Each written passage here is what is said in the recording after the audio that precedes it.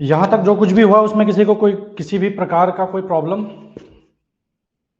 समझ में आ रहे हैं चीजें? ऑल क्लियर है। चलिए स्टार्ट करें फिर आज का।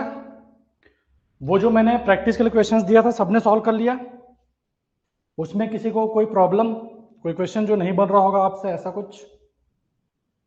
तो दो चीजें हो सकती है, एक तो आपने ट्राई किया ही नहीं होगा तो फिर तो समस्या ही नहीं होना है फिर, और एक आपने क्लास बहुत अच्छे से समझा होगा तो हो सकता है सारे क्वेश्चंस बन गए होंगे। तो दोनों में से कौन से कैटेगरी में है आप लोग बेटर समझेंगे। चलिए ठीक है, चलो आज का क्लास स्टार्ट करते हैं। फिफ्थ क्वेश्चन एट्थ क्वेश्चन में डाउट है सर, बाकी सारा बन गया, चलो बहुत बढ़िया। ठीक है, तो ये फिफ्थ क्वेश्चन है, चलिए डिस्कस कर लेते हैं फिफ्थ क्वेश्चन को। क्या है जो करने का था? 3,000 नहीं 4,38,000 रुपये सेविंग कर लिया, चलो बहुत बढ़िया, यही आंसर है एक्चुअली। ठीक है, किनका आ गया? चिन्मय का आ गया आंसर। और भी लोगों का आया हुआ होगा तो चलो समझने की कोशिश करते हैं, समझते हैं क्या है कैसे है। जिनका बन गया बहुत अच्छी बात, जिनका नहीं बना और भी अच्छी बात। दिमाग खुला रखिएगा, बन जाएगा। इस तरह के कोई भी क्वेश्चन आए, ये थोड़ा डिफरेंट टाइप ऑफ क्वेश्चन है, तो इस तरह के और भी क्वेश्चंस आगे आएंगे, तो एक समझ लेंगे तो बाकी सारा क्वेश्चन आपसे खुद मतलब अपने आप बन जाएगा। ठीक है, चलिए क्या बोल रहा है? An airway measuring 2.5 metre cross 2 metre observes a ventilating pressure of 25 mm water gauge. क्या दिया है हमको? क्रॉस सेक्शन क्या दिया है?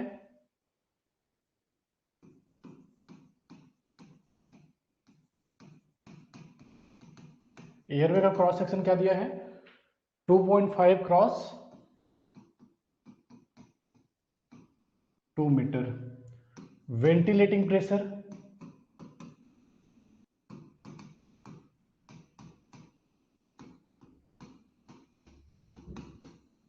25 mm वाटर गॉज। इसको मैं क्या कर सकता हूं?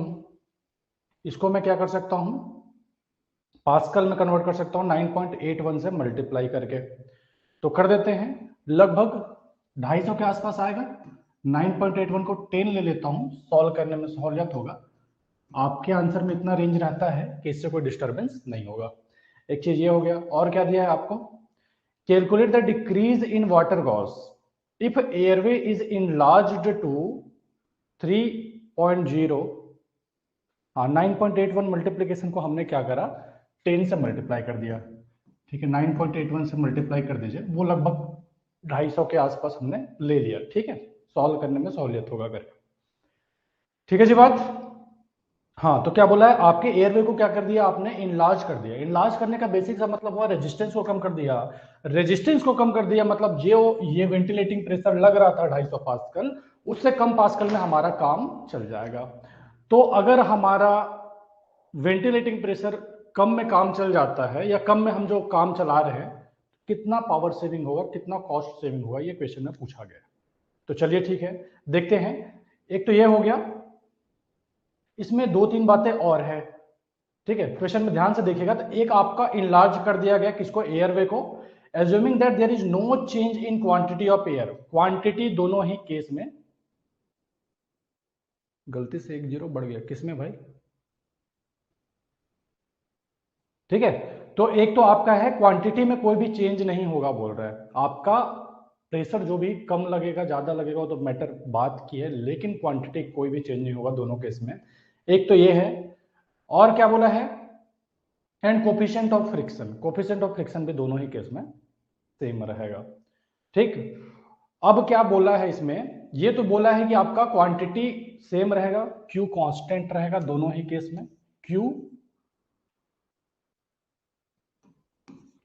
के एंड क्यू कांस्टेंट, दोनों ही केस में आपका के और क्यू जो है वो कांस्टेंट रहेगा। एक आपका क्रॉस सेक्शन दिया हुआ था 2.5 क्रॉस 2 मीटर। देखो क्वेश्चन जो है ना, क्वेश्चन आप समझ जाते हैं क्या पूछा है क्या दिया है, 80% प्रॉब्लम आपका वहीं पे सॉल्व हो जाता है। तो हमको ये तो समझ में आया है सर कि क्रॉस सेक्शन जो दिया था 2.5 क्रॉस 2 मीटर, इसको क्या कर दिया गया? इंक्रीज कर दिया गया और नया जो क्रॉस सेक्शन है वो कितना है 3.0 क्रॉस 2.5 मीटर। तो जब ये क्रॉस सेक्शन को चेंज करता है तो कितना कॉस्ट सेविंग होगा, ये क्वेश्चन में पूछा गया है। कितना कॉस्ट सेविंग होगा ये क्वेश्चन में पूछा गया है। तो हमको एक चीज पता है sir, P is equal to K S Q square divided by A का cube, K S Q square divided by A का क्यूब। अब इसमें एक चीज ध्यान दीजिएगा, ये जो k है वो दोनों केस में कांस्टेंट है, q जो है वो दोनों केस में कांस्टेंट है। मतलब मैं कुछ इस तरह लिखूं तो कुछ गलत होगा क्या, p directly proportional to s divided by a का क्यूब। बोलो सारे सहमत है, बोलो सारे सहमत है। क्या किया उससे, ये समझ में आया क्या किया मैंने, P दोनों केस में कांस्टेंट है, Q दोनों को केस में कांस्टेंट है, मैंने दोनों को ही कांस्टेंट ले लिया और इसको डायरेक्टली प्रोपोर्शनल कर दिया। ठीक है, ये इतना करने के बाद में मैं एक काम और कर सकता हूं, क्या है वो काम, P1 divided by P2 is equal to S1 divided by S2 multiplied by A2 divided by A1 का क्यूब। P1 हमको कितना दिया हुआ था 250 पास्कल दिया हुआ था, P2 निकालना है। S1 कितना दिया हुआ था 2 multiplied by 2.5 plus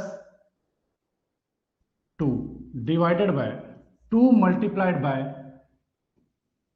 3 plus 2.5 multiplied by A1 A2 7.5, इसको मल्टीप्लाई कर दिया मैंने क्रॉस सेक्शन एरिया निकालने के लिए, 7.5 डिवाइडेड बाय इसको मल्टीप्लाई कर दिया 5 का क्यूब। इसे सॉल्व कर लीजिए, यहां से आपका P2 निकल आएगा। सॉल्व करने में मेरे ख्याल से किसी को भी कोई दिक्कत नहीं होना चाहिए। ठीक है, इसे सॉल्व कर लीजिए, आपका यहां पे P2 जो है वो निकल के आएगा अप्रोक्सीमेटली 90 पास्कल। अच्छा रिपीट कर दीजिए, ये निकल गया। देखो सुबह ज्योति, हमने क्या करा, ये तो फॉर्मूला सबको पता था, L एंड V कांस्टेंट है, ठीक है, लेंथ हमको दिया ही नहीं है, लेंथ हमको दिया ही नहीं है तो हम मान के चल रहे हैं कांस्टेंट है। ठीक है, तो लेंथ कट ही जाएगा। अगर आपको L लिखना है लिख लीजिए, ऊपर के केस में भी L आएगा और नीचे केस में भी L आएगा, L कट जाएगा। और V की बात रही तो V का हमको जरूरत नहीं है ना, फॉर्मूले में Q है, फॉर्मूले में Q है, तो Q को हमने यूज कर लिया। ठीक है नितेश सर, पेरीमीटर को ही सरफेस आर लेंथ, पेरीमीटर को ही सरफेस आर लेंथ नहीं, सरफेस आर लेंगे, मतलब नहीं समझ रहा हूं मैं क्या बोलना चाह रहे हो इसके। ठीक है, एस जो है आपका एरिया ऑफ रबिंग सरफेस था, एरिया ऑफ रबिंग सरफेस मतलब पेरीमीटर मल्टीप्लाइड बाय लेंथ था। लेंथ के बारे में कहीं भी कोई जिक्र नहीं है, मतलब दोनों ही केस में लेंथ तो सेम होगा। अगर नहीं रहता तो बता देता, ठीक है, नहीं रहता तो लेंथ को बता देता कि फर्स्ट केस में लेंथ इतना था, बाद में लेंथ को रिड्यूस कर दिया गया, नहीं बोल रहा है, लेंथ सेम है मतलब। ठीक है, तो देखिए ये फॉर्मूला सबको पता है सुबह ज्योति की, ये K S Q square divided by A का क्यूब होता है। क्वेश्चन में आपको लिख के दे दिया है कि कोफिशिएंट ऑफ रेजिस्टेंस और क्यू दोनों ही केस में कांस्टेंट है, मतलब के और क्यू आपका कांस्टेंट है। तो जो प्रेशर है उसको मैं डायरेक्टली प्रोपोर्शनल है बोल सकता हूं एस डिवाइडेड बाय ए के क्यूब। इतना समझ में आने के बाद मैंने क्या करा, P1 divided by P2 is equals to जो भी है आपका ऊपर वाला जो है S1 डिवाइडेड बाय S2, नीचे वाला ऊपर चला गया तो A2 डिवाइडेड बाय A1। ये इतना काम मैंने कर लिया। इतना काम करने के बाद जो डेटा दिया हुआ था उसको मैं जैसे के तैसे लाके रख दिया। ठीक है, ठीक है जी बात। और कोई प्रॉब्लम है किसी को? एस केस क्या बोलना चाह रहे हैं मेरे भाई? एरिया ऑफ रब, एस जो होता है एरिया ऑफ रबिंग सरफेस होता है। एस जो होता है क्या होता है? एरिया। एक्चुअली क्या पूछना चाह रहे हो मैं तो नहीं समझ रहा हूं, अपने से हवे में बता रहा हूं कि हो सकता है ये पूछना चाह रहे होगे। एरिया ऑफ रबिंग सरफेस होता है, ये मतलब क्या होता है? पेरीमीटर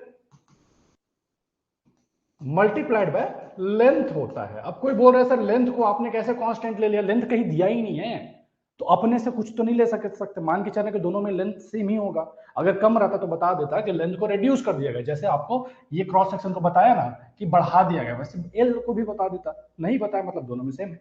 चलिए आगे बढ़ते हैं। हमारा P2 जो है वो निकल के आ गया 90 pascal.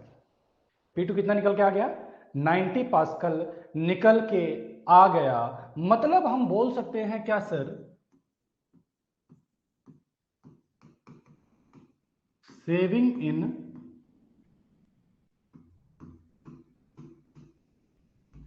Pressure is equal to, पहले 250 था अभी 90 हो गया, यानी लगभग हमने कितना बचा लिया,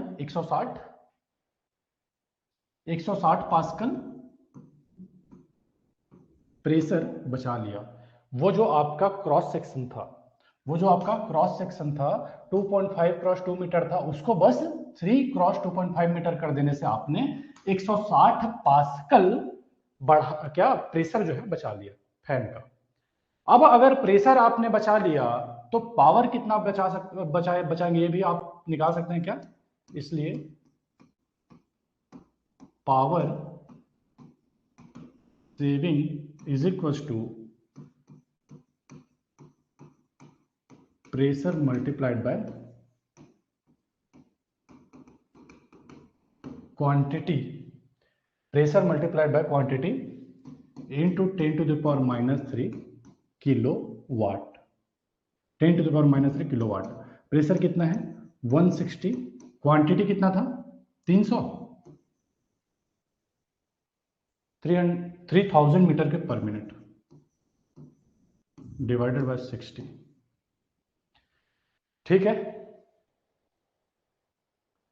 सर 91 पॉइंट, हाँ ठीक है, वो लगभग उतना लेके चल दिया श्यामोला, चलेगा उतना, थोड़ा बहुत इधर उधर कर लीजिए, सहूलियत के लिए आपका इतना किया गया है। आपके गेट में जो डेटा देगा वो एग्जैक्ट डेटा देगा कि आपका सही सलामत आए, ठीक है, थोड़ा बहुत हो सकता है कोई बात नहीं। किलोवाट रेंज इतना देता है कि आप 91.18 लेंगे तब भी और 90 लेंगे तब भी आपके उस आंसर के रेंज में आ जाएगा, ठीक है। ये समझ में आया क्या हुआ, 160 multiplied by 3000 divided by 60, 3000 divided by 60 क्यों दिया, क्योंकि क्वांटिटी आपका 3000 मीटर के पर मिनट दिया हुआ था, उसको सेकंड में कन्वर्ट करने के लिए मैंने 60 से डिवाइड कर दिया, और इस तरह से आपका किलोवाट में निकल आ जाएगा। कितना किलोवाट आ जाएगा, मेरे में 8 किलोवाट आया हुआ है, देख लीजिए 8 किलोवाट आपका पावर बचा लिया, 8 किलोवाट पावर हमने क्या कर लिया, बचा लिया। अब इसमें एफिशिएंसी भी दिया हुआ था क्या, एफिशिएंसी भी आप ओवरऑल एफिशिएंसी एज 80%, एफिशिएंसी भी दिया हुआ है ओवरऑल, ठीक है।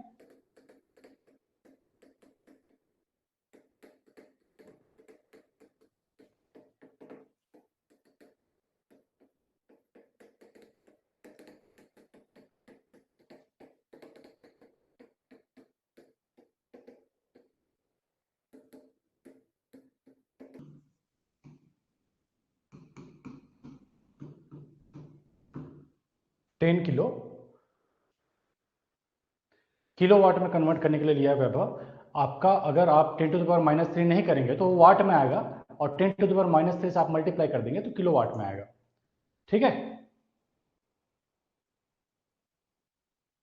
चलो बालकृष्ण ने ही जवाब दे दिया, ठीक है। हाँ तो annual saving in ventilation cost,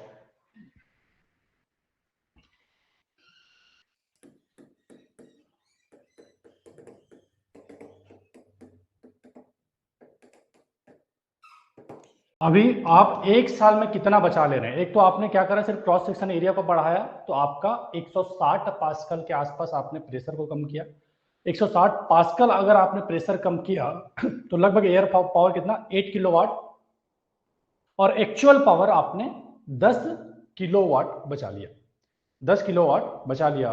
अब इसमें आपको 1 किलोवाट का कॉस्ट दिया हुआ है, किलोवाट आवर, 1 किलोवाट आवर का आपको कॉस्ट दिया हुआ है 5 रुपए, 1 किलोवाट का आपको कितना दिया हुआ, 5 रुपया दिया हुआ है, ठीक है। ये आपका क्या है, किलोवाट पर आवर आप क्या कर रहे हैं, सेविंग कर रहे हैं। किलोवाट पर आवर आप सेविंग कर रहे हैं, मतलब 24 घंटे में कितना सेविंग करेंगे, मल्टीप्लाइड बाय 24 कर दीजिए। 365 दिन में कितना करेंगे, समझ में आ रहा है? एक घंटे में 10 किलोवाट बचा रहे हैं, 24 घंटे में 24 से मल्टीप्लाई कर दिए, 365 दिन में कितना, 365 से मल्टीप्लाई कर दिए और मल्टीप्लाइड बाय 5 कर दिए। तो आपका टोटल कॉस्ट से लंबा चौड़ा बन रहा है। एक आध क्वेश्चन है जो इस तरह के आए हुए हैं, आपके गेट में एक भी बार नहीं आया है, लेकिन आ सकता है, आसानी है, प्रोसेस आसानी है, लंबा बन रहा है क्योंकि स्टेप्स बहुत सारे हैं। ठीक है, तो ये आपका कितना आ गया, 4,38,000 आपने क्या करा, बचा लिया। 4,38,000 रुपए आपने बचा लिया पूरे एक साल का। ये सब देखने में आपको मजा आना चाहिए, क्योंकि एज ए माइनिंग इंजीनियर जब आप खदान में काम करेंगे तो कोई भी काम करने के लिए आपको कॉस्ट एनालिसिस तो जरूर करेंगे कि जो मैं लगा रहा हूं उसका कॉस्ट पे क्या फर्क पड़ेगा, कि क्या है जिसको मैं चेंज कर सकता हूं जिससे कि मेरा कॉस्ट रिड्यूस हो जाए। तो यहां पे आप देख सकते हैं, सिर्फ आपने क्रॉस सेक्शन एरिया को थोड़ा सा बढ़ा दिया तो आपका 4,38,000 रुपया बच गए।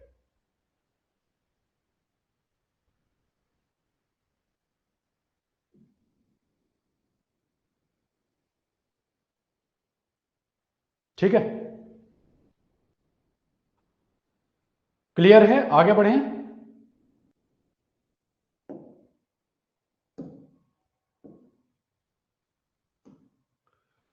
ये वाला क्वेश्चन तो सबने बना ही लिया होगा, आसान ही है, बता ही दिया था क्लास में। किसी को बताना है दोबारा इसको? सर एफिशिएंसी को मल्टीप्लाई ना करते हुए डिवाइड क्यों किए, मल्टीप्लाई ना करते हुए डिवाइड क्यों किए? देखो आपका एफिशिएंसी मतलब क्या होता है ये ध्यान दीजिए। किसी का भी, आप जब कॉलेज में भी सॉल्व कर रहे थे वहां पर भी आपका एफिशिएंसी आते रहा होगा, मोटर एफिशिएंसी, पंप एफिशिएंसी, ऐसे करके। ठीक है, जब भी आपका एफिशिएंसी की बात आएगी तो एफिशिएंसी मतलब क्या होता है आपका, output power, output power divided by input power, input power. ध्यान दीजिएगा, मतलब क्या होता है ना कि हम किसी भी चीज को जो भी पावर देते हैं वो पूरा का पूरा यूटिलाइज नहीं होता है, पूरा का पूरा यूटिलाइज नहीं होता। जैसे इस पर्टिकुलर केस में मैं आपको बताऊं तो इनपुट पावर आपका क्या था, वेंटिलेशन पावर।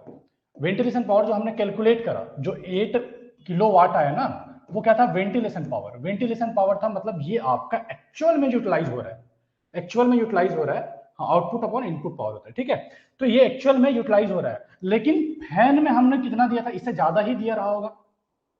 फैन में हमने कितना दिया रहा होगा, इससे ज्यादा ही दिया रहा होगा।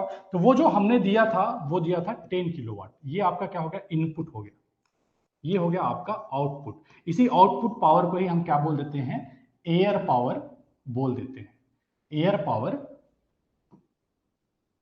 बोल देते हैं। इसमें बना लिया किसी ने, 28 किसी का आंसर आ रहा है, बहुत बढ़िया, सही आंसर है। ये गेट 2011 का क्वेश्चन है, लिखा हुआ है ऊपर में, बन रहा है। भाई साहब कोई है जिनको बताने की जरूरत है, कोई भाई बंधु है, बताना है? वैसे करके क्लास में मैंने बता दिया था, कोई ज्यादा मेहनत नहीं है। ये फैन कैलकुलेशन का क्वेश्चन है, गलती से इधर आ गया है, लेकिन हमने P is equals to K S Q square divided by A का क्यूब, ये जो देखा है ना, इससे सब काम हो जाता है। फैन कैलकुलेशन हमने पढ़ा नहीं, फिर भी यहां से आपको समझ में आ ही जाता है कि जो आपका Q है, ये तो आपको पता ही है, Q इज इक्वल टू क्या होता है, वी ए, यानी Q जो होता है वो डायरेक्टली प्रोपोर्शनल होता है V के, और V जो वेलोसिटी जो है वो डायरेक्टली प्रोपोर्शनल होता है N के, यानी स्पीड के। ठीक है, वेलोसिटी जो डायरेक्टली प्रोपोर्शनल होता है N के, यानी प्रेशर को हम बोल सकते हैं डायरेक्टली प्रोपोर्शनल होता है Q स्क्वायर के, या फिर V स्क्वायर के, या फिर N स्क्वायर के। ठीक है, या हम और एक चीज है, अगर पावर की बात करें, पावर की बात करें तो पावर में क्या रहता है, pressure multiplied by quantity, pressure multiplied by quantity रहता है। तो प्रेशर अगर क्यू स्क्वायर के डायरेक्टली प्रोपोर्शनल है तो पावर कितने के डायरेक्टली प्रोपोर्शनल होगा, क्यू के क्यूब के, या फिर वी के क्यूब के, या फिर एन के क्यूब के। तो ये तीन आपका फैन कैलकुलेशन का में चार अलग अलग वो दिए हुए हैं, इक्वेशन दिए हुए हैं। एक आपका Q डायरेक्टली प्रोपोर्शनल होता है N के, P square P directly proportional होता है Q स्क्वायर के, पावर डायरेक्टली प्रोपोर्शनल होता है Q क्यूब के। ऐसा करके चार अलग अलग फैन कैलकुलेशन में आपके इक्वेशन दिए हुए हैं। तो वो नथिंग बट इससे आपका काम हो जाएगा। अब इतना अगर आपको पता है तो क्या ही दिक्कत है फिर। जैसे इस पर्टिकुलर केस में हमको इसका यूज करके आपको स्पीड दिया हुआ था, क्वांटिटी दिया हुआ था, तो Q जो है वो डायरेक्टली प्रोपोर्शनल होता है N के, तो Q1 divided by Q2 is equal to N1 divided by N2, N1 divided by N2। तो Q1 कितना है 70 डिवाइडेड बाय Q2 निकालना है। N1 कितना है 500 आरपीएम, N2 कितना है 200 आरपीएम। आप यहां से Q निकाल लीजिए, लोगों का 28 आ रहा है, मतलब मैं मान के चल रहा हूं 28 मीटर क्यूब पर सेकेंड ही सही आंसर है। ठीक है, अगला क्वेश्चन सॉल्व कीजिए। गेट 2009 का क्वेश्चन है, वैसा ही क्वेश्चन है जैसा कि हमने पिछला सॉल्व करा। देखिए ध्यान से, a fan running at speed of 280 RPM circulates 108 metre cube per second of air in a mine if power input to motor for driving fan is recorded to be 75 kilowatt with a combined efficiency of fan and motor is 70%. The fan pressure in Pascal is, ठीक है। चलिए, आपको क्या है, air power बोले, terms को ध्यान दीजिएगा, एयर पावर बोले चाहे आउटपुट पावर बोले,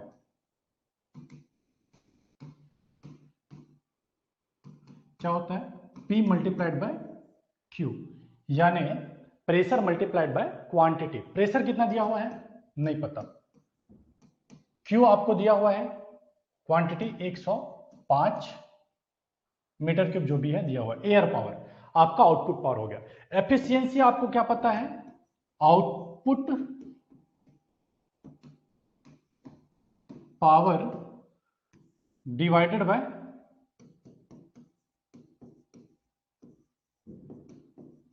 ये दिख रहा है कि नहीं दिख रहा है जी, इनपुट पावर। ठीक है, आपको क्या 75 किलोवाट, 75 किलोवाट आपको क्या दिया हुआ है, power input to the motor, power input to the motor, यानी इनपुट पावर आपको क्या दिया हुआ 75 दिया हुआ है, P मल्टीप्लाइड बाय 105, ये हो गया आपका 75 किलोवाट। एफिशिएंसी कितना है 70%, 0.7। यहां से आप P निकाल सकते हैं क्या, सॉल्व कीजिए, कितना आ रहा है, ये किलोवाट था 10 टू द पावर 3, तो ये 500 पास्कल आपका आंसर आ गया। ठीक है, समझ में आ रहा है क्या हो रहा है, कोई है जिसको कोई दिक्कत, शब्दों को ध्यान देने की जरूरत है। ये तो फालतू का दिया है, एक्चुअली ये 2 क्वेश्चन था, इसमें एक और क्वेश्चन था, वो शायद दूसरा क्वेश्चन मैंने लाया कि नहीं लाया पता नहीं।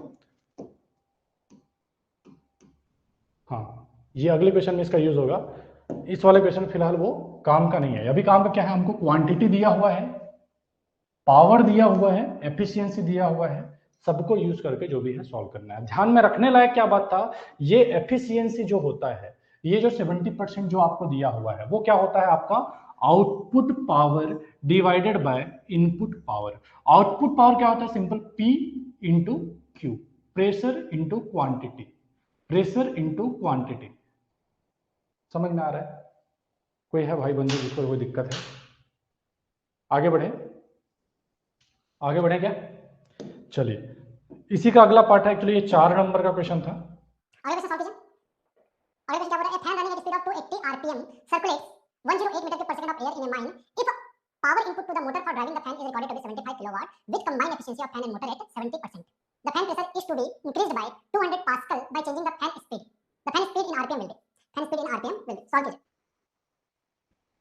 जो आपका पहले जो भी प्रेशर था उसको क्या कर दिया इन्होंने 200 पास्कल से बढ़ा दिया, मतलब पहले जो 500 था ना, 500 था, उसमें 200 और बढ़ा दिया, अब कितना हो गया 700 पास्कल हो गया। बस इतना है, बाकी काम तो आपसे आराम से बनना चाहिए।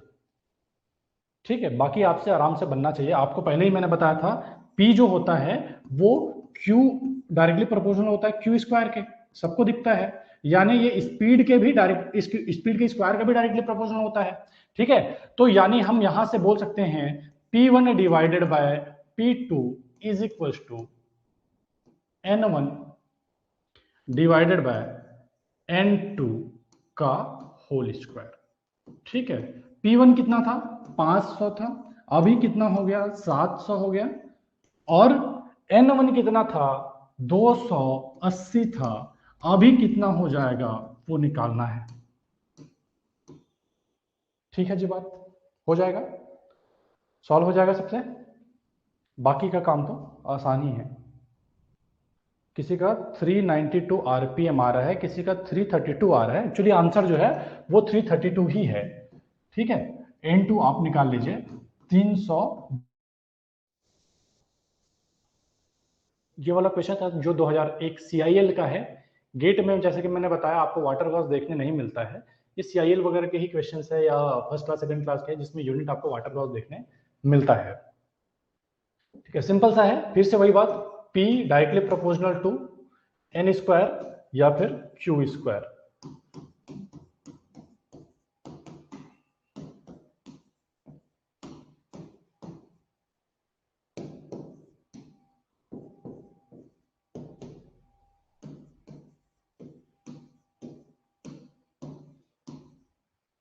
ठीक है, इस तरह से सॉल्व करेंगे। 14.4 आ रहा है किसी का, बहुत सही आंसर है। ठीक है, कर लेंगे। चलिए अगला क्वेश्चन देखते हैं, बना लीजिएगा, इजी इजी है यार। ये भी सिमिलर ही क्वेश्चन है, बन जाएगा, बन जाएगा, सेम ही क्वेश्चन है। क्या पूछा है, quantity metre cube per second generated by fan, same question बना लेंगे। चलिए ये क्वेश्चन देखते हैं। A pressure of 490 pascal is absorbed by 40 meter cube per second air passing through a 4 meter diameter shaft. Calculate the flow of air in shaft if its diameter is enlarged to 6 meter, assuming that pressure drop across the shaft remain unchanged.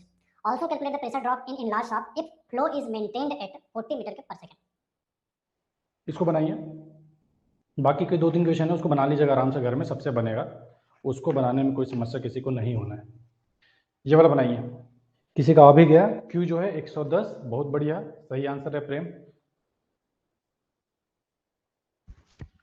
Second case जिसमें आपको pressure निकालने बोला है, second case में जिसमें क्या बोला है आपको, Q को कांस्टेंट रखने बोला है। हाँ 64 सही है, तो अभिनव का दोनों ही आंसर आ चुका है। चलो अच्छी बात है, किसी का तो आंसर आ रहा है, बाकी जिनका नहीं आ रहा है कोई बात, समझते हैं। प्रेशर ड्रॉप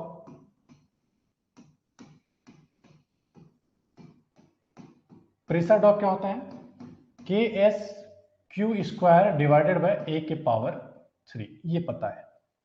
शाफ्ट का केस है, शाफ्ट का केस है मतलब क्या होगा आपका, ये तो वही है, S की जब हम बात करेंगे, S की जब हम बात करेंगे शाफ्ट के केस में, तो S क्या होता है, पाई डी एल, A क्या होता है, पाई डी स्क्वायर डिवाइडेड बाय 4, ये सबको पता है, ये सबको पता है, तो हमने क्या कर दिया, S की जगह रख दिया पाई डी एल। मेरे ख्याल से काफी सारे लोगों को बन रहा है, लेकिन उनको टाइम की जरूरत थी, टाइम मिलता तो मेरे ख्याल से बन जाता आराम से। पाई डी डिवाइडेड बाय 4 का क्यूब, ये 4 जो है 4 का क्यूब मतलब 64 हो जाएगा, ऊपर ले जाऊंगा, हो गया 64। ठीक है, आपका डी एक ऊपर में है और 3D नीचे में है। ठीक, के L Q square divided bye आपका डी के पावर 5, ये समझ में आया क्या हुआ। अच्छा पाई भी है, एक पाई कट जाएगा तो पाई स्क्वायर डी के पावर 5। अब देखिए आपको क्या बोला है, फर्स्ट केस क्या बोला है, केस 1 जहां पे आपका डी जो था, डायमीटर जो था पहले 4 मीटर था, जिसको इनलार्ज करके 6 मीटर कर दिया गया, जिसको इनलार्ज करके क्या कर दिया गया, 6 मीटर कर दिया गया। पी जो है वो सेम है शाफ्ट के अक्रॉस, तो हम एक रिलेशन निकाल सकते हैं क्या, यहाँ पे क्या बोला है, आपके डायमीटर को चेंज करा है, डायमीटर को चेंज करा है, एल के बारे में कोई बात नहीं किया है, एल के बारे में कोई बात नहीं किया है, मतलब एल को भी हम मान के चल सकते हैं कांस्टेंट है। क्या क्या कांस्टेंट है? पी बोला है कांस्टेंट है, एल का बात नहीं किया मतलब एल भी कांस्टेंट है, एल भी कांस्टेंट है, यानी मैं बोल सकता हूं क्या, Q square directly proportional to D के पावर 5। बोलो सारे सहमत है? बोलो सारे? लॉजिक पता है क्यों डायरेक्टली प्रोपोर्शनल है रूट डी के पावर 5 के? हाँ ठीक है, ठीक है, आसानी है ये। थोड़ा थोड़ा चीज अगर किसी को समझ में आ रहा है, चीजें आराम से। अब देखो क्वेश्चन को जो डिकोड कर लिया, क्वेश्चन में जो समझ में आ गया कि पी तो कांस्टेंट बोला था सर, एल जो है कुछ दिया नहीं मतलब वो भी कांस्टेंट है, बस इसके बाद में तो काम वही पुराना है, उसमें फिर कैलकुलेटर दे देता है। कैलकुलेटर नहीं देता तो चलो कैलकुलेशन में तो टाइम लगता है, वो भी दे देता है। समस्या कहाँ है? समस्या कहाँ है? तो आपको क्या बोला है, Q1 का स्क्वायर डिवाइडेड बाय Q2 का square is equal to D1 के पावर 5 डिवाइडेड बाय D2 के पावर 5। ठीक है, Q1 कितना दिया हुआ था? 40 का स्क्वायर डिवाइडेड बाय Q2 का square is equal to D1 आपको दिया हुआ था 4, D2 आपका हो गया 6 का के पावर 5। इसको सॉल्व कर लीजिए, आपका Q2 निकल के आ जाएगा, Q2 निकल के आ जाएगा। जो लोगों को आ चुका है 110.2 मीटर क्यूब पर सेकेंड। बोलो किसी को कोई समस्या? देखो इसमें काम का क्या था, ये जो हमने कन्वर्ट करा, उसके बाद में ये जो लाइन जो आपके क्वेश्चन में दिया हुआ था इसको डिकोड करना। प्रेशर कांस्टेंट था, एल कांस्टेंट था, बाकी काम आसान ही है। सेकंड केस में क्या बोल रहा है, आपका Q कांस्टेंट है, कांस्टेंट है और कितना है? 40 मीटर क्यूब पर सेकेंड है, 40 मीटर क्यूब पर सेकेंड है बोला है। ठीक है, और L के बारे में फिर से कोई जिक्र नहीं है, मतलब L भी कांस्टेंट है, L भी कांस्टेंट है। वो जो P का फॉर्मूला हम निकाले थे 64 के L Q square divided by pi square D के पावर 5, ये जो फॉर्मूला हमने क्या करा था, निकाला था, किधर है? के एल। हाँ, अब इसमें आप ध्यान से देखिए, अगर Q कांस्टेंट हो जाए, Q कांस्टेंट हो जाए, L कांस्टेंट हो जाए, यानी हम P directly proportional to D के पावर 5 बोल सकते हैं क्या? P directly proportional Q is equal to VA कर सकते हैं क्या सर? बिल्कुल कर सकते हैं, लेकिन जरूरत क्या है भाई साहब, V क्यों निकालना है? यहां तक की बातें क्लियर है? यहां तक की बातें क्लियर है, यानी मैं क्या कर सकता हूं, P1 divided by P2 is equal to D2 divided by D1 का के पावर 5। ये कर सकता हूं क्या? ये कर सकता हूं, ये कर सकता हूं। ठीक है, अभी आपको P1 कितना दिया होता? 490, P2 आपको निकालना है, D2 आपका क्या है? 6, D1 है 4 के पावर 5। सॉल्व कीजिए, P2 आपका निकल के आ जाएगा, कितना निकलेगा? 64.53 समथिंग आएगा, 53 पास्कल। समझ में आया? के कहा गया? के भी कांस्टेंट है ना यार, के तो कांस्टेंट ही है ना भाई साहब, के तो कांस्टेंट ही है, रेजिस्टेंस कोएफिशिएंट कांस्टेंट ही है। 64 कहां गया बोलोगे? 64 कांस्टेंट ही है, पाई कांस्टेंट ही है। काम जो वेरिएबल थे वो कौन थे? आपका Q, D, L। L का कोई जिक्र ही नहीं है, मतलब कांस्टेंट है। Q को बोल दिया गया, कांस्टेंट है। D जो था वो चेंज हो रहा था, उसको हमने यूज कर लिया। ठीक है जी बात? ठीक है, चलिए आगे करते हैं। हाँ, ये क्वेश्चन कीजिए। What pressure is required to pass 5 meter cube of air through a finished borehole of 0.6 meter diameter and 300 meter long if friction factor is 0.0008 kg per second square meter के पावर -4। यूनिट देख के समझ में आ रहा है, के है, वैसे दिया भी है, K is equal to an auxiliary fan is available at site which can discharge 5 meter cube per second at pressure of 305 mm water gauge, will the fan serve the duty requirement? If not, what would be the minimum borehole diameter which will allow flow of 5 meter cube per second with the available fan? Assume same friction factor. बन जाएगा, try करेंगे, try कीजिए, अच्छे question है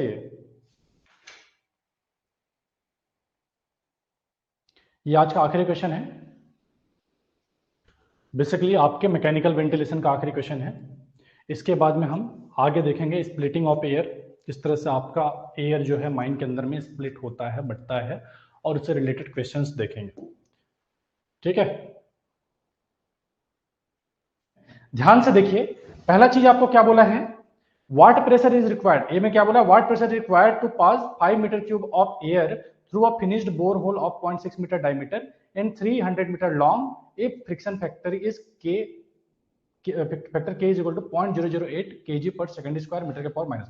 पहला तो सबसे बनना चाहिए था, पहले में कोई खास कुछ है नहीं। P is equal to KS Q square divided by A के पावर 3। इसको हमने निकाल लिया था, क्या आता है 64 KL Q square divided bye 5 square D के पावर 5, ऐसा कुछ आता है, सबने निकाल लिया था। ठीक है, 64 K आपको दिया हुआ है किसमें, केजी में दिया हुआ, उसको न्यूटन में कन्वर्ट करने के लिए जो भी K दिया है उससे आप 9.81 मल्टीप्लाई कर दीजिए। कितना दिया था K, 0.008, इसमें 9.81 मैंने मल्टीप्लाई कर दिया। ये आप हमेशा से ध्यान में रखिएगा, जहां कहीं भी आपको न्यूटन की रिक्वायरमेंट है, ये चाहे आपका मशीनरी में ही क्यों ना है, जहां पे न्यूटन का जरूरत है वहां पे अगर ये केजी में दिया हुआ 9.81 से मल्टीप्लाई कर दीजिए, आपका काम हो जाता है, न्यूटन में कन्वर्ट हो जाता है। ठीक है जी बात। हाँ, क्यू कितना दिया है, क्यू आपको दिया गया है 5, एल कितना दिया है 300, क्यू दिया है 5 का स्क्वायर, यही बात है। ठीक, pi square multiplied by D के पावर, डी कितना दिया है 0.6 का स्क्वायर। इसको सॉल्व कीजिए, आपका पी निकल के आ जाएगा, फटाफट से सॉल्व कीजिए, पी निकल के आ जाएगा। मेरे में आ रखा है 4883 पास्कल, क्रॉस चेक कीजिए कुछ गड़बड़ तो नहीं है ना। ए क्वेश्चन ए सॉल्व हो गया।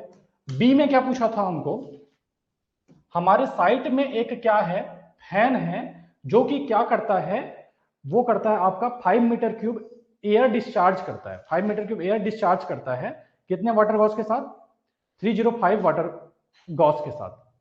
चलिए देखते हैं, W जो दिया हुआ है, mm वाटर गॉस जो दिया हुआ है, उसको हम पास्कल में कन्वर्ट कर सकते हैं, किससे, 9.81 से मल्टीप्लाई करके। तो जो साइड में फैन है उसका प्रेशर पास्कल में कितना आ जाएगा, 305 मल्टीप्लाइड बाय 9.81 कितना हो जाएगा, 2980। अच्छा, कोई आंसर बता रहा था, वो इसका बता रहा था क्या, पास्कल।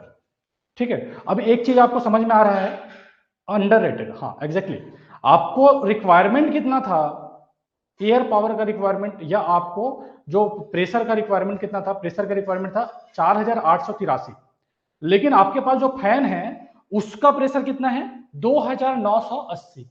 इससे तो काम नहीं चलेगा हमारा, 2980 से तो काम हमारा नहीं चलेगा। मतलब हम बोल सकते हैं कि हमारा जो फैन है वो अंडररेटेड है, अंडररेटेड है, इससे हमारा काम नहीं चलेगा। समझ में आ रहा है क्या बोल रहा हूं, मतलब अंडररेटेड है, इससे काम नहीं चलेगा। लेकिन क्वेश्चन में और क्या बोला गया है, आपको बोला गया है कि इफ नॉट, अगर ये अंडररेटेड है तो what should be the minimum borehole diameter which will allow 5 metre cube per second with available fan, assume same friction factor.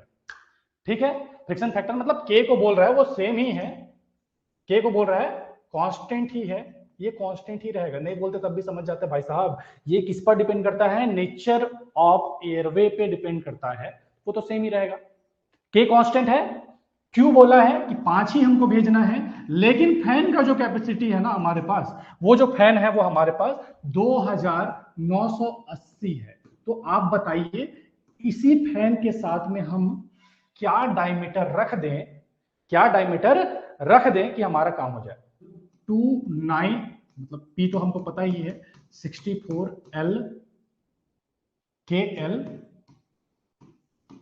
Q square divided by pi square D के power 5, ये हमको पता ही है, ये हमको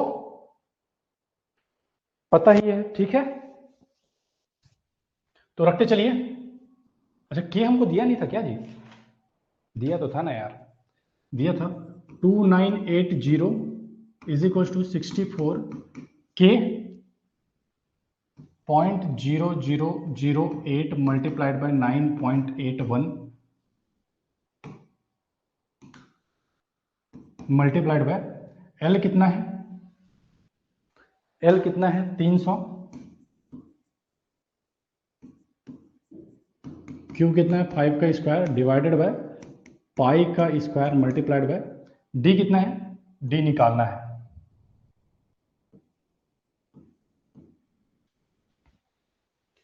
ठीक है, ठीक है जी। बात यहां तक की बातें क्लियर है? यहां तक की बातें क्लियर है? D2 बोल लीजिए, जो नया D है D के पावर 5 इज इक्वल टू, देख लीजिएगा, सॉल्व कीजिएगा, मेरे में सॉल्व हो रखा है, ये लगभग आया है 390 डिवाइडेड बाय 2980, तो यहां से D2 कितना हो जाएगा 1/5। आराम से कैलकुलेटर में रखिए, कैलकुलेटर में रख के निकल जाएगा, इतना ज्यादा दिमाग लगाने की जरूरत नहीं है। ठीक है जी। बात सर कल भेज दिए थे टॉपिक, ठीक है, हो जाएगा, समझ में आ रहा है? कोई दिक्कत किसी को, कोई तकलीफ? क्वेश्चन बहुत ही आसान था, बस लंबा चौड़ा था, स्टेप्स थे, समझने का था, चीजें आसान ही थी। ठीक है, आगे बढ़े। आगे क्या बढ़ना है? कल मिलते हैं नए टॉपिक के साथ, नए जोश के साथ। कोई है भाई बंधु जिनको समझ में ना आया हो तो बताइएगा जरूर, बताएंगे तभी काम होगा, नहीं बताएंगे तो हम मान के चलते हैं गुरु जी तो हलाल है, ये है, जितना कम बोलने से काम चल जाए उतना अच्छा है। ठीक है, हो गया? चलो फिर मिलते हैं कल। अभी तक के टॉपिक में अगर किसी को कोई भी दिक्कत है, कहीं भी कोई दिक्कत होता है तो आप पर्सनल भी मैसेज करके पूछ सकते हैं कि ये टॉपिक नहीं समझ में आ रहा है, कॉल कर सकते हैं कि ये समझ में नहीं आ रहा है। कोई भी हिचकिचाने की जरूरत नहीं है, आपका सिलेक्शन आपके हाथ में है, आपको अपने हिस्से का ईमानदारी बरतना है। कोई और से बन रहा है वो कोई खास मतलब नहीं रखता, आपसे बनना इंपॉर्टेंट है, क्योंकि सिलेक्शन आपको लेना है। समझ में नहीं आता तो आप पूछिए जरूर। वेंटिलेशन में कई सारे मिसलेनियस भी क्वेश्चन आते हैं, तो उन मिसलेनियस क्वेश्चन को और हीट एंड ह्यूमिडिटी को, उन सबको मिला के देवाशीष सर लास्ट में आपका ग्रूम अप करेंगे। हाँ, एक और बात, आपका जो सर्वे है, कई सारे लोगों का डिमांड आ रहा है कि सर ये टॉपिक नहीं हुआ, वो टॉपिक नहीं हुआ। आपने पता होना चाहिए कि आपने सेमेस्टर के टाइम में सर्वे का 3 वॉल्यूम पढ़ा था, 3 वॉल्यूम पढ़ा था, उसको इतने कम टाइम में करवा पाना, सब कुछ करवा पाना, नॉट एन इजी टास्क, बहुत मुश्किल काम है। कोशिश हमने क्या करा कि जो जो आपके गेट के लिए इंपॉर्टेंट है सब कुछ करवा दिया, सब कुछ करवा दिया। एक और बाकी है आपका, मैं देख रहा था, theory of error, theory of error जो है वो बाकी रह गया है, और टोटल स्टेशन आई थिंक बाकी है। तो विकास सर डीजीएमएस वाले में ले रहे हैं क्लास, उसका एक्सेस आप लोगों को दे दिया जाएगा, तो वहां से आप लोग देख लीजिएगा, ये एक दो टॉपिक जो भी है तो वो वहां से कर सकते हैं। विकास सर भी अच्छा पढ़ा रहे हैं, उनसे आप कर लीजिएगा। तो ये सारी बातें हैं, तो ज्यादा डिस्टर्ब होने की जरूरत नहीं। सर्वे में आप कुछ सब कुछ हो जाए बोलेंगे कि सर सर्वे में आप पीएचडी करवा दीजिए इतने कम टाइम में, तो नहीं हो सकता है। हाँ, सर्वे का गारंटी हम दे सकते हैं कि जो भी क्वेश्चन आएगा, बहुत चांस है कि वो सारे क्वेश्चंस आपके क्लास से रहेंगे, सब कुछ आपसे बनेगा। एकदम उटपटांग सा क्वेश्चन आ गया तो बात अलग है, ठीक है, इतने कम टाइम में। लेकिन हर सब्जेक्ट में आप एकदम से पूरा हो जाए, वेंटिलेशन सर आप पूरा करवा दीजिए, जीबी मिश्रा एक एक पॉइंट करवा दीजिए, कुछ भी आए ना छूटे, नहीं हो सकता है। इतना करवा सकते हैं कि आपके क्वेश्चंस ना छूटे, सब कुछ हो जाए इतने कम टाइम में, नॉट पॉसिबल।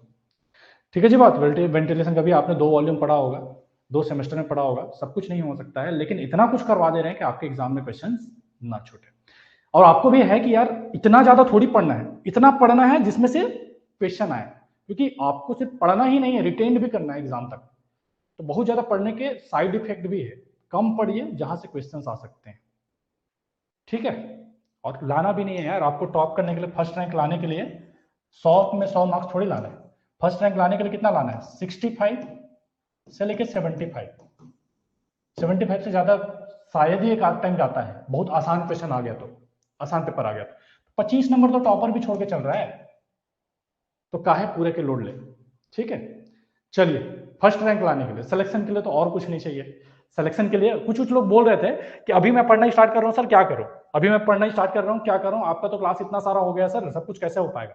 कोई बात नहीं, क्लास हम करवा रहे हैं फर्स्ट रैंकर बनाने के लिए, फर्स्ट रैंकर बनवाने के लिए, कि हम क्लास में इतना करवा दें कि हमारे क्लास से ही जो हमने लैपटॉप और आपका smart watch, 20K cash, gift hamper, ये जो आपका लगभग 1 से 1.5 लाख का जो सामान हम देने वाले हैं, ये सामान हमारा जरूर निकले, हमारे क्लास से ही निकले करके, इसलिए सब कुछ करवा रहे हैं। आपको अगर कोल इंडिया का एक पोस्ट चाहिए तो सब कुछ पढ़ने का नीड थोड़ी है, तो आपको प्रीवियस से जो देबासी सर करवा रहे हैं उसको अच्छे से कर लीजिए, जो हमारा सिलेबस है उसमें से अपने से अच्छा टॉपिक चूज करके 50% कर लीजिए, आपका कोल इंडिया में एक पोस्ट कंफर्म है इतने से। हाँ, फर्स्ट आना मुश्किल है, फर्स्ट आना मुश्किल है, हम करवा रहे हैं कि फर्स्ट रैंकर, हम करवा रहे हैं कि अंडर 10 रैंकर, अंडर 100 रैंकर हमारे कोचिंग से जितने ज्यादा हो सके निकले। तो हमारा तो काम है ना यार, पूरा सिलेबस करवाएंगे, तो आप पूरा देख करके डिस्टर्ब मत होइए कि इतना सारा है कैसे कंप्लीट होगा। आपने कोल इंडिया का एक पोस्ट निकाल, मैं नए लोगों के लिए बता रहा हूँ, जिन लोग साल भर से पढ़ रहे हैं उनको तो मैं चाहूंगा कि भाई ये लो, आप laptop, smart watch, 50K cash, 20K cash flow. लेकिन जो नए लोग जुड़ रहे हैं, हर दिन 15-20 लोग ज्वाइन कर रहे हैं, उन नए लोगों के लिए बोल रहा हूँ जो डीमोटिवेट हो रहे हैं कि सर इतने कम समय में कम होगा, लोड मत लीजिए। कम समय में आप फर्स्ट रैंक लाने का तो मत सोचिए, लेकिन कोल इंडिया में एक पोस्ट कंफर्म करने का जरूर आप इतने कम समय में सोच सकते हैं, कोई ज्यादा तकलीफ नहीं होगा। चलिए ठीक है, मिलते हैं कल, बाकी सारी बातें तो होती रहेगी। Good night, sweet dream.